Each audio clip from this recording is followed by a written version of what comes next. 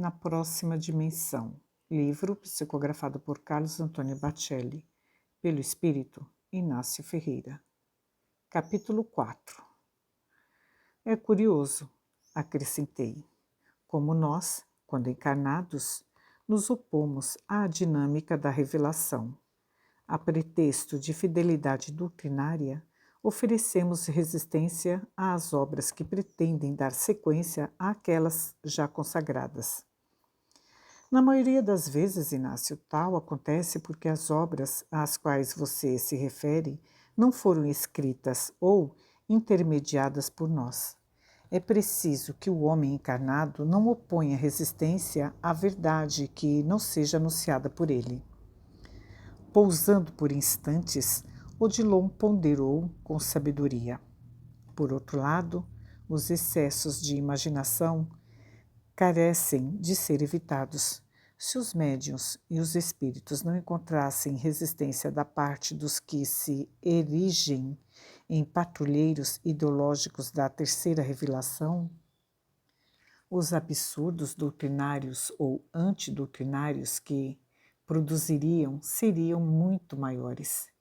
Como vemos, tudo está certo e a obra, quando traz a chancela da verdade, acaba se impondo. A semente de boa qualidade germina entre espinhos e produz os frutos a que está destinada. Mais uma vez você tem razão, comentei com um amigo de excelente bom senso e cuja experiência nos assuntos relacionados com a mediunidade eu estava longe de possuir. De qualquer forma, no entanto, me será lícito tentar, não é? Ou também devo me sujeitar a alguma espécie de censura deste outro lado da vida? Não existe, de nossa parte, restrição alguma, Inácio, mas você conhece bem o nosso meio.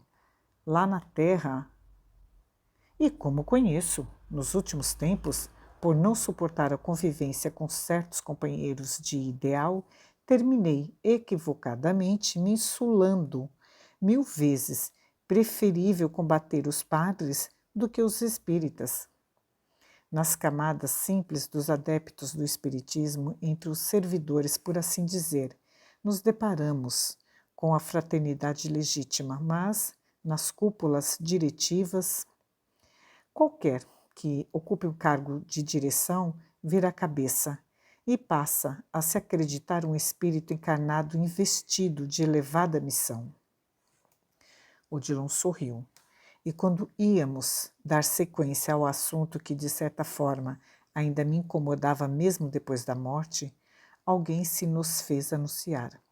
A jovem atendente que trabalhava comigo avisara-me que Paulino Garcia e Manuel Roberto haviam chegado e permaneciam à espera. Por favor, peça aos dois que entrem. Odilon, sempre gentil, levantou-se da poltrona e cumprimentou os amigos efusivamente. Olá, Paulino. Como vai passando, meu filho? E você, Manuel? Há quanto tempo não nos vemos? É verdade, doutor Odilon. Tenho andado um tanto ocupado ultimamente, respondeu o antigo enfermeiro, chefe do sanatório espírita de Uberaba. Ocupado e preocupado, não é, Manuel? Apartei com naturalidade.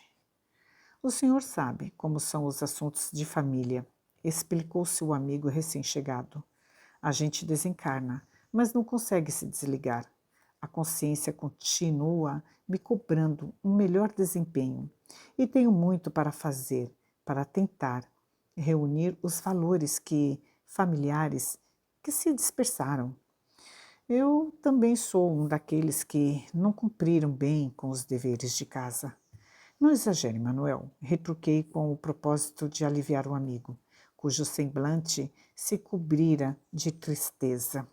Você fez o que pôde. Eu, você, o Paulino, o Odilon, todos fizemos o que pudemos. Como se dar o que não se tem? Se a terra não é de boa qualidade, não adianta semear. Reaja, homem, a reencarnação está aí pela frente. Mas é justamente isto que me preocupa, reencarnar e repetir os mesmos erros. Calma, Manuel.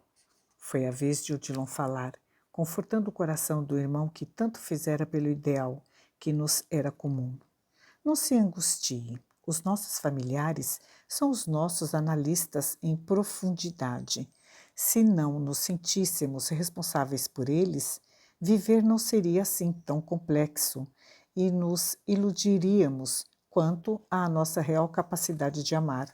Aqueles com os quais pouco convivemos, pouco nos conhecem e nos transferem de nós mesmos uma imagem que não corresponde à realidade. Não fosse pelo remorso que nos prende à retaguarda afetiva, junto àqueles que integram o nosso grupo evolutivo, a indiferença seria a característica maior dos nossos sentimentos. Às vezes, Manuel, nós esquecemos que pertencemos a Deus. O senhor tem razão, disse-me com os olhos mareados. Eu preciso ser mais forte. Veja o senhor, eu nada fiz que merecesse algum destaque.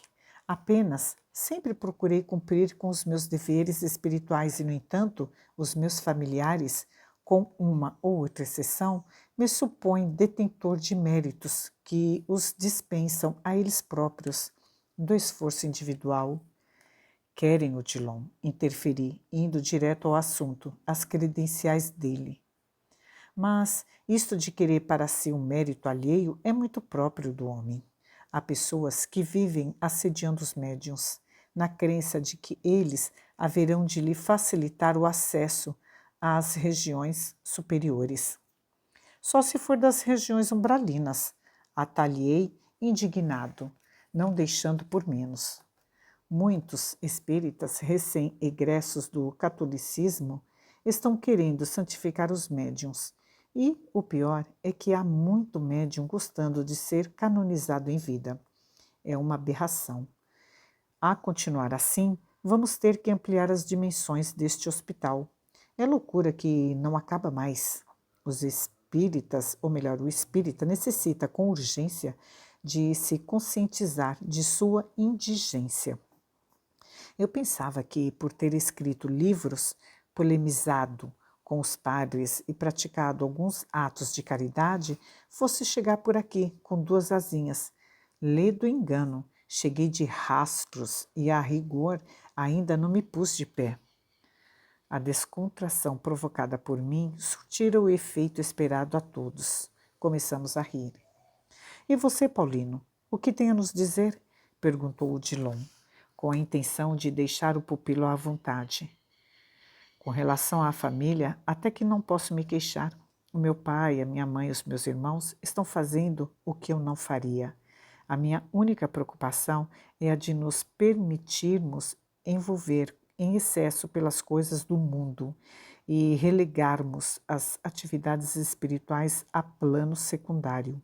Estamos indo bem, mas ainda corremos riscos. Sem dúvida, perseverar nas obras da fé é um constante desafio para quem se encontra no corpo, observei. A gente fica tanto tempo sem fazer nada que, quando abre os olhos e percebe a extensão do serviço, chega a experimentar um certo desânimo, comentou Odilon, que prosseguiu. E passamos a acumular os outros de exigências, reclamando por que não encontramos cooperação à altura, por que nos sentimos sobrecarregados, por que a doutrina nos exorta a um maior desprendimento e ainda não sabemos conciliar interesses que, em essência, são inconciliáveis.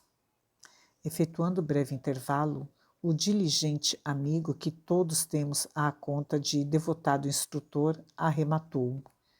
Não importa, porém, hoje já estamos melhores do que ontem, quando então nos lamentávamos de braços cruzados, entregues à inércia.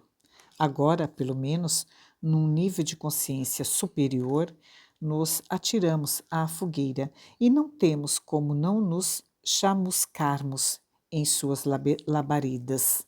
Este, de fato, é um caminho sem volta. Com menor ou maior aproveitamento, seguiremos adiante.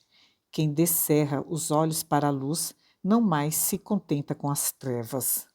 O nosso mais breve contato com o Espiritismo é o suficiente para incomodarmos pelo resto da vida.